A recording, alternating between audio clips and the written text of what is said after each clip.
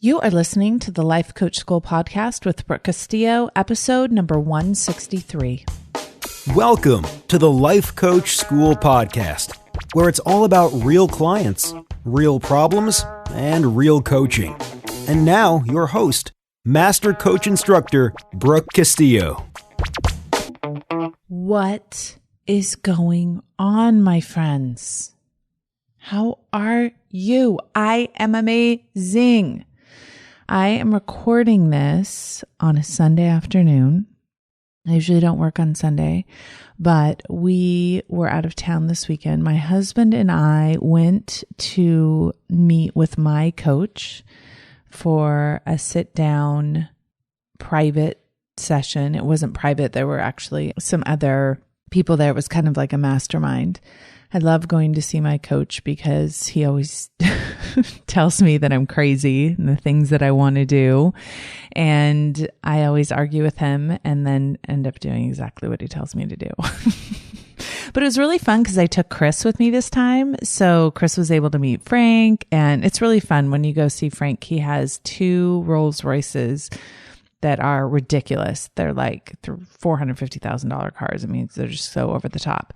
And Chris got to drive one. We drove to lunch and it was super fun. He got to hang out with Frank in his Mercedes Jeep looking thing too. So they were loving all of that stuff. It was great. And then we talked a lot about business and about where my business is going and some of the growing challenges we have as a business and how dedicated we really are to our customers and to creating value. And I just love it. I love kind of getting outside of my business and looking at it. That's truly what I feel like I do for y'all. Like, I feel like I help you come out of your life so you can look at it with me. Like, we look at your life together, and that's what my coach does for me. Now, I don't know if you guys can hear this, but in the background, there's some chomping. I gave my dogs a bone and they like have to be right at my feet chomping on it. So anyway, I just had like the most wonderful, amazing time.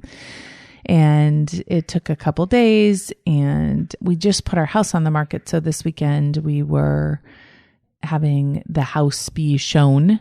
And so we couldn't be in here. You know how that is? So it's just nice to have the house all to myself and just hang out with you guys.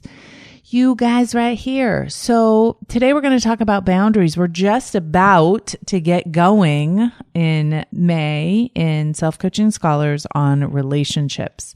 The work that I've created for this month in relationships has been really exciting for me because I feel like so much of the work that I'm doing has really come together in my relationship with myself. And that's what I've spent so much time working on. And now I'm really seeing how it benefits my relationships with everyone in my life. Chris and I sat down and did a behind the scenes, a really frank, honest, real behind the scenes video and we're giving it to all the self-coaching scholars this time. And some people have already received it and have just been telling me how much they appreciate the fact that our relationship is so real. I think a lot of times when people like me are teaching this sort of material, it's easy to get the impression that we do it all perfectly all of the time. And that is really far from the truth.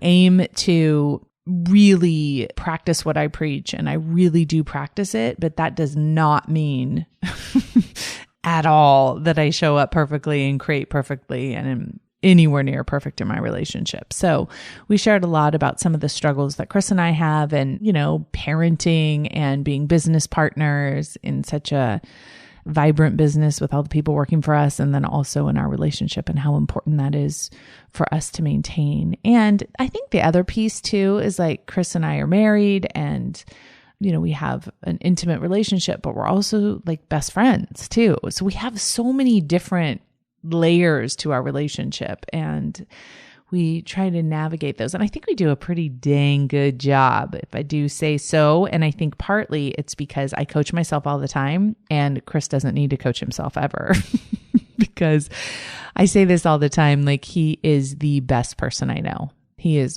always coming from a place of love, always giving people the benefit of the doubt, truly just has the biggest heart. And, you know, there's not like a pretentious bone in his body, and there's not a mean bone in his body. He would never do anything mean.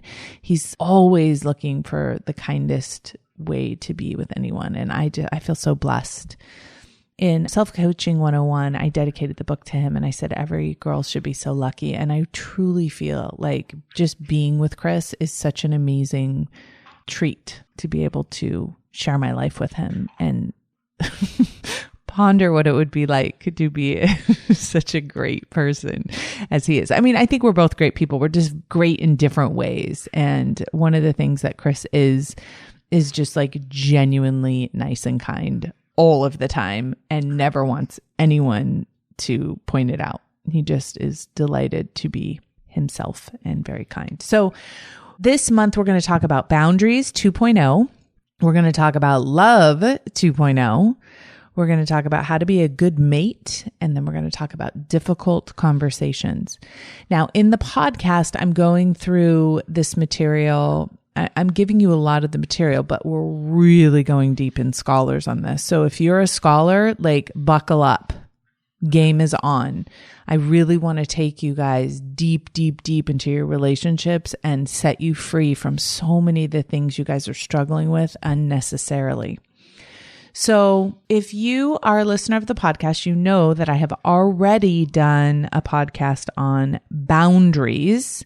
Those of you who are in Scholars, if you go to the back of your podcast book, you will see that I have a list of every single podcast I've ever recorded and the title of it and the link of where you can locate it. And so that's in the back on page 35. You can see that. And so I'm looking at that right now to tell you that episode 12 is the first episode that I did on boundaries. So if you haven't heard that episode, I recommend that if you need help with boundaries, that you go and listen to that podcast. And I will review, of course, in this podcast, but I'm taking it to that next level, Boundaries 2.0. And one of the things that I'll say before I even get started is that most people use boundaries improperly. Most people think that boundaries are something that they're not. So that's how I'm going to start this podcast, because a lot of people will come to me and say, I need to set a boundary and here's how I'm going to do it. And I'll say, you really don't need to set a boundary. Most of what we think needs a boundary is our own lack of self-care that doesn't really require a boundary. So let's start. The first thing that most people are very confused about when it comes to boundaries is they think that saying no is a boundary, and that they need to start saying no to people in order to set a boundary. So what I want to be clear about is saying no and then following up with your own action is what makes it a boundary. Saying no and threatening someone or telling them how they should behave is not a boundary. Okay, so just to review, a boundary is only required when there has been a boundary violation. Okay, so the way that I describe it is that there is someone coming into your personal property space, like literally coming into your house without permission, coming into your emotional space, your physical space without permission. And a boundary is you stating what you will do if the person continues that behavior. It is not you telling that person how to behave. So saying no is not setting a boundary, but I do want to say that most of you don't know how to say no. So let's just start with that. Most of you are really afraid to say no. And when you say no, you usually want to offer a lie as an explanation in an effort to control how the other person thinks of you. Now, if you are a person who never says no because you're afraid of saying no and you're afraid of what someone else will think about you, and you say yes when you want to say no and you lie to them instead of saying no, you can set yourself up for boundary violations. right? By not telling the truth and not having self-respect, you basically create a situation where boundary violations are very easy. I'll give you an example of this. I tell the story when my mom wanted to come to soccer games. I tell the story all the time how she wanted to come. And instead of me saying no, like don't come to the soccer game, I would just say, fine. And then I would seethe.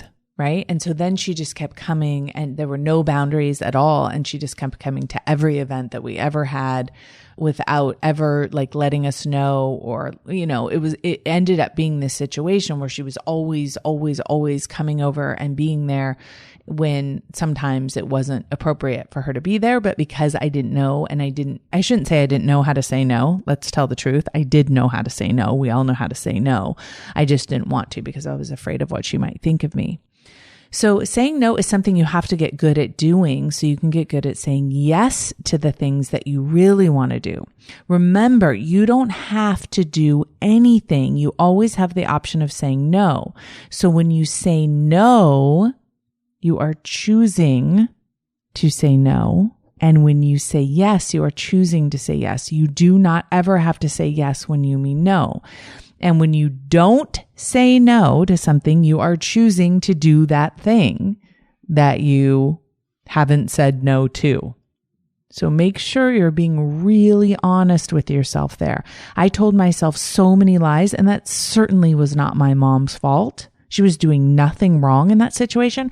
I wasn't telling her the truth about how I felt about something. I thought, it's not okay if your mom wants to come watch your kids play soccer and they have a game like every day, and she wants to come and be with your family every single day and spend time every single day. You can't say no to that, is what I was telling myself in my head. Like, you should be appreciative of the time that your mom wants to spend with you and your kids. And because I felt that guilt, I didn't tell her the truth and I didn't say no. And that set me up for a lot of boundary violations that I then ended up having to come back and take care of. And that is the truth for most boundary violations.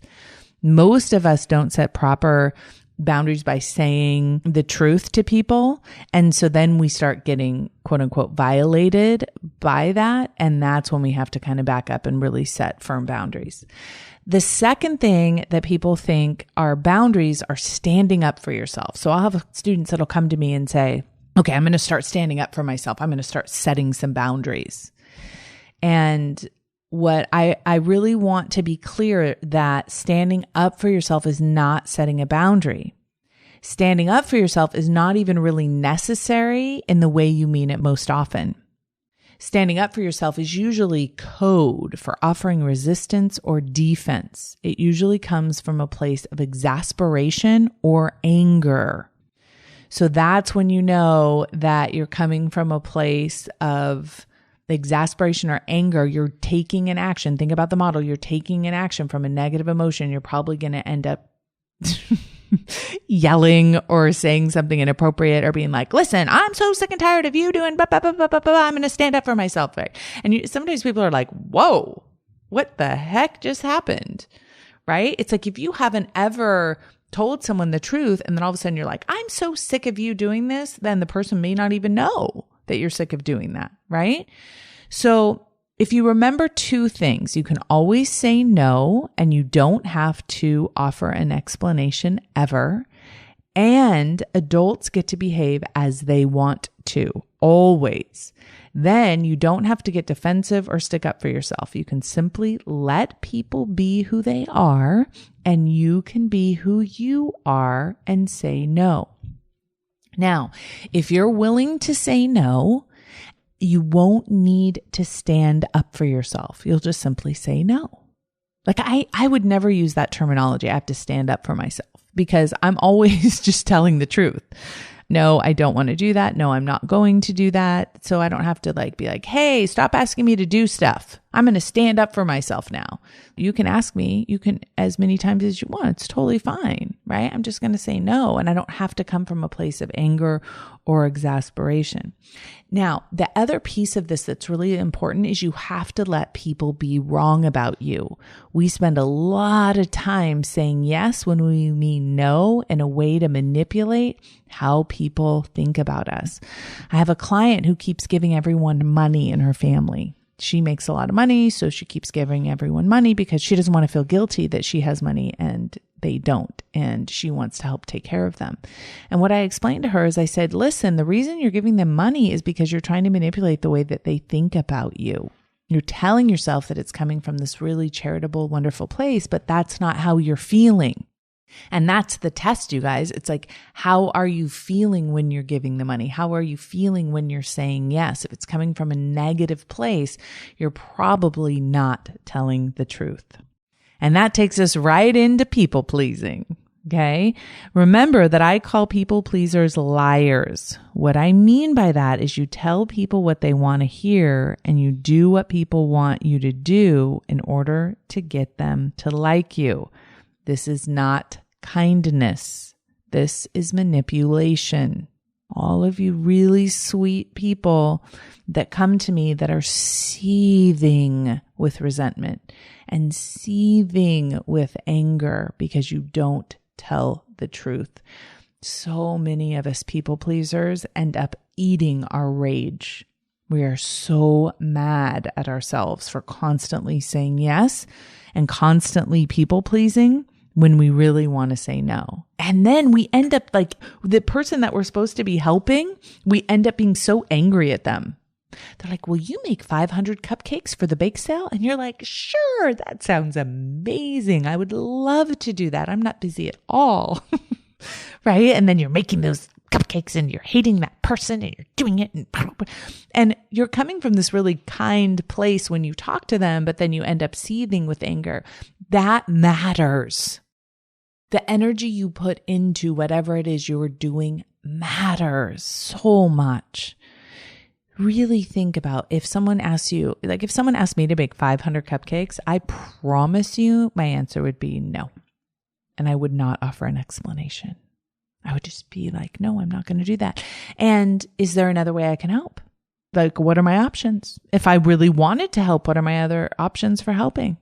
Many times for me, there's an option that I'm thrilled to do, and I'll sign up and be willing to do that. But I don't do things that I don't want to do. And I feel like I'm a very generous, helpful person, but it always comes from an authentic place.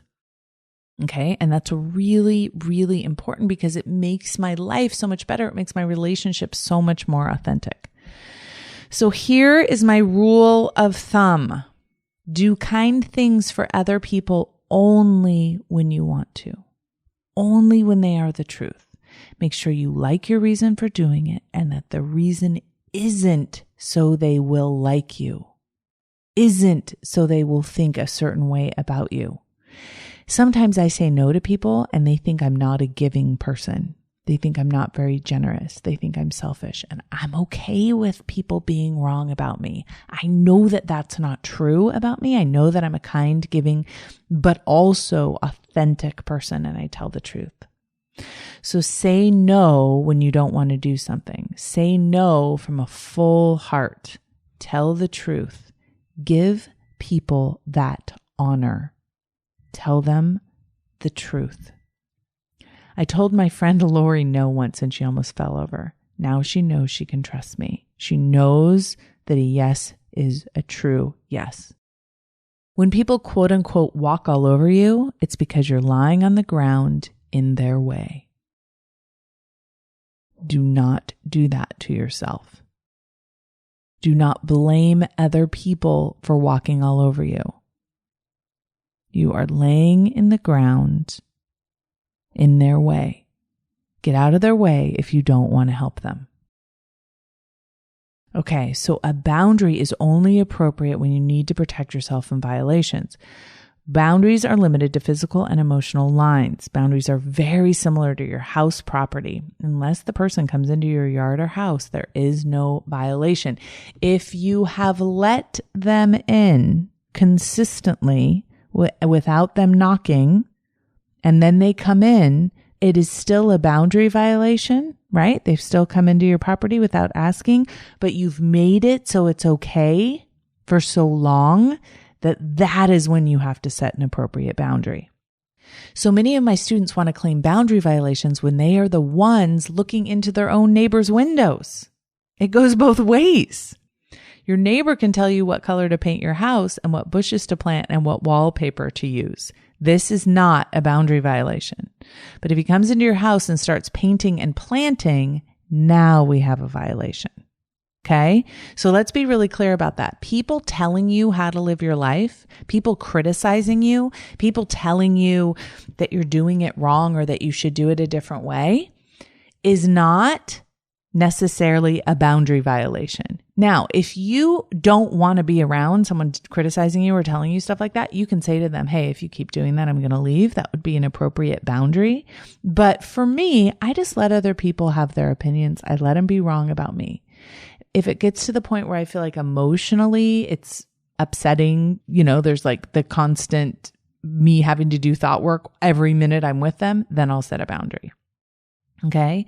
So there's a huge difference. Remember, as adults can say and do what they want. We don't control them until they literally cross a physical or emotional boundary. And then we don't even control them. We're controlling ourselves. We are removing ourselves from that situation. Physical boundaries are easy to identify. We have physical bodies, but even so, some of our boundaries need to be communicated. Some of us don't allow others to touch us in any way or only in certain ways, etc. Often this will need to be clarified. So for example, I have a student who loves people to touch her. She loves people to pet her. So I could pet her and hug her and probably sit on her lap and give her a cuddle, and she would not consider that a boundary violation at all.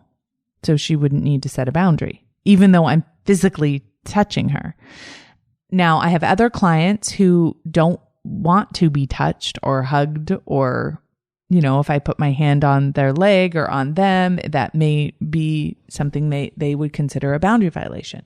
So in that situation, it's appropriate, hey, if you put your hand on me, I'm just going to move, right? I'm just going to move away. I'm picturing my student who loves to be pet. So if I was like petting someone, they'd be like, hey, if you continue to pet me, I'm just going to move away so you can't reach me. That would be a really appropriate, or you wouldn't even need to say that. You could just get up and move, or you could just take their hand and take it off of your body, right? That would be appropriate in that situation. Most physical boundaries don't have to be communicated. Most of us agree on physical hitting or appropriate touching, etc., but sometimes it will need to be clarified. The way that we clarify is like this. If you blank, then I will blank.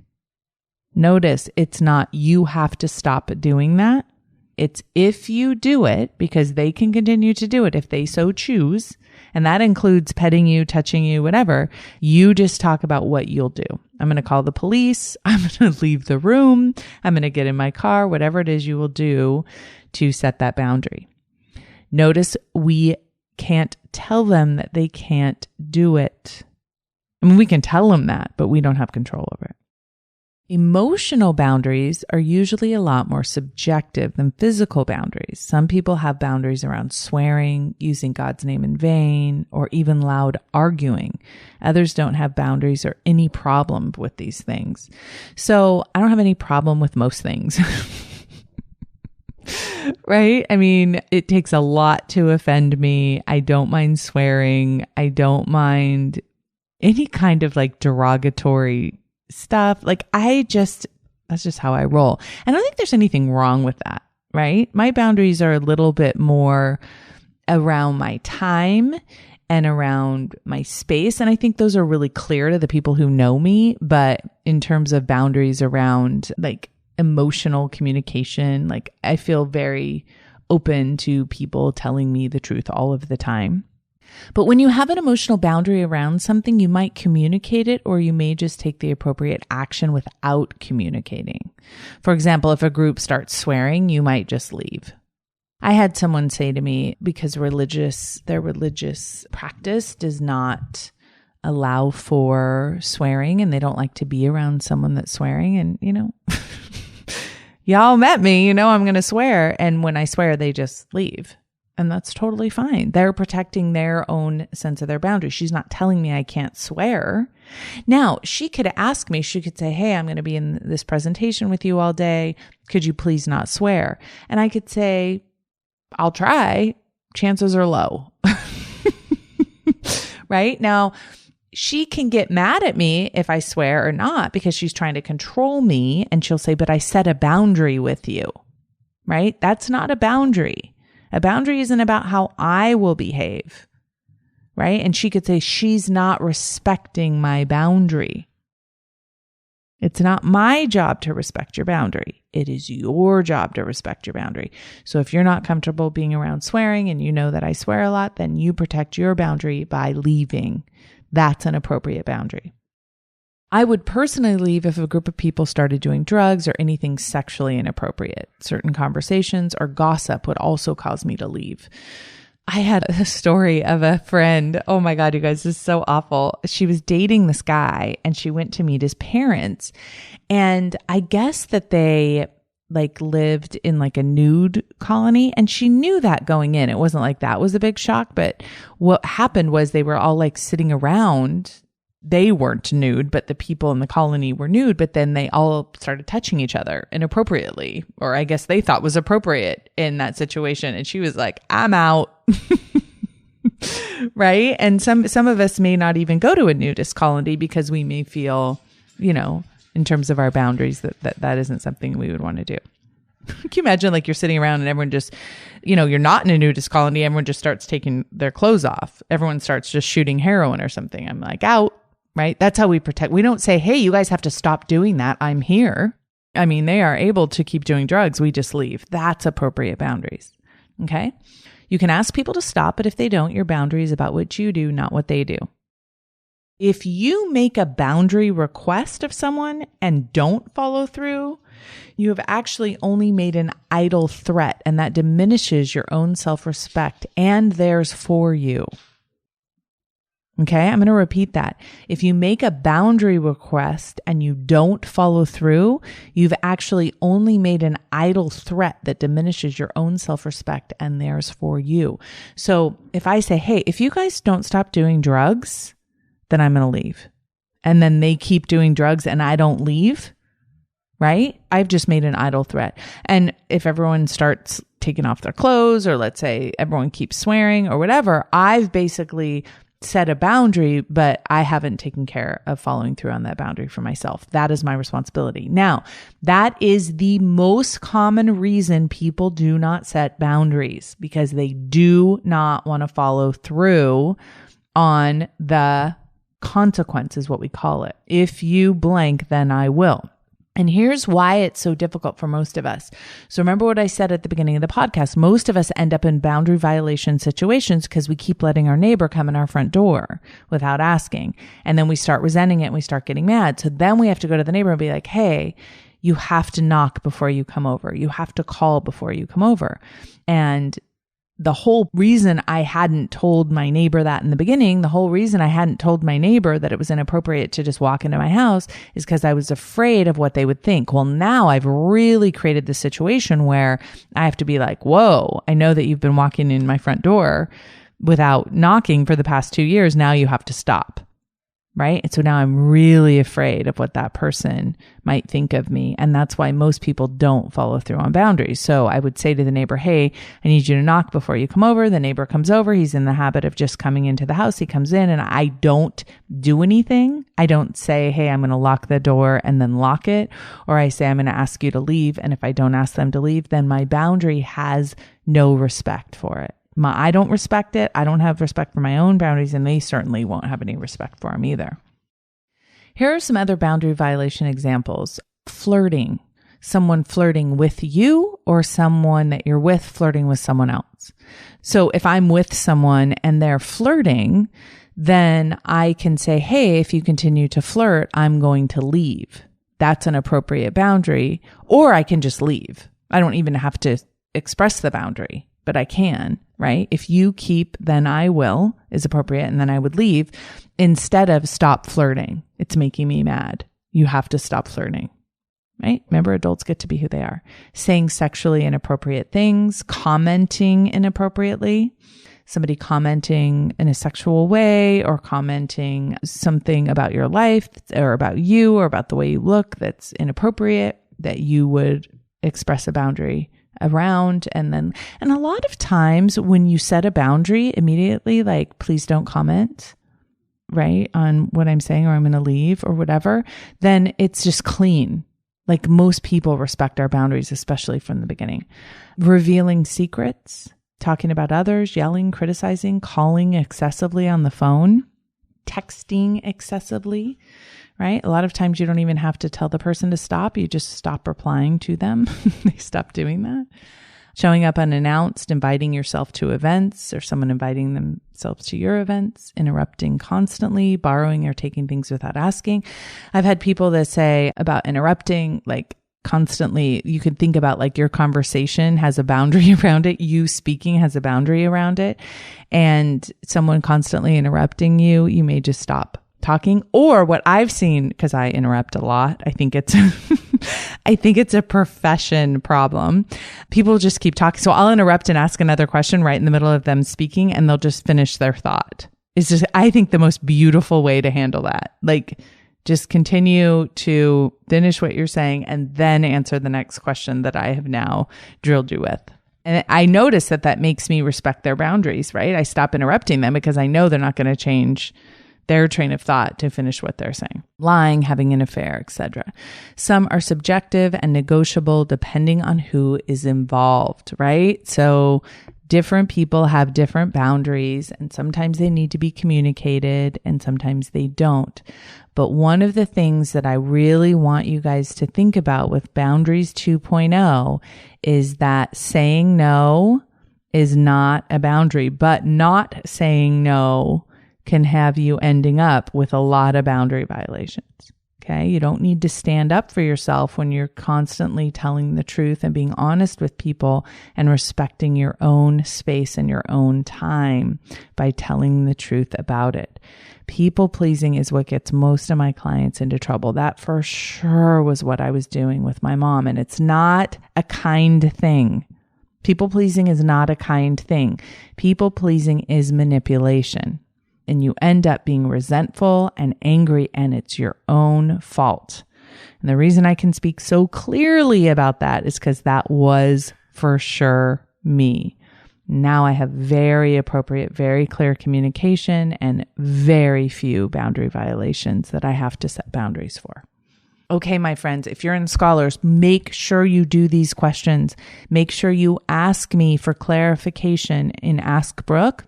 If you're not sure if something's appropriate for a boundary, I will say 9 times out of 10, when somebody asks me, is this a boundary violation? Do I need to set a boundary? 9 times out of 10, my answer is no. 9 times out of 10, there is no boundary violation. It's just you aren't telling the person the truth from the beginning, or you're trying to control their behavior. A boundary is never about trying to control someone else's behavior. It's about you managing yourself and your own actions. Okay, my friends, I hope you have a wonderful, gorgeous day. My Sunday afternoon is now turning into Sunday evening. It has been so fun hanging out with you all, and I will talk to you next week. Take care. Bye-bye. Hey, if you enjoy listening to this podcast, you have to come check out Self-Coaching Scholars. It's my monthly coaching program where we take all this material and we apply it. We take it to the next level and we study it. Join me over at thelifecoachschool.com/join. Make sure you type in the lifecoachschool.com/join. I'd love to have you join me in Self-Coaching Scholars. See you there.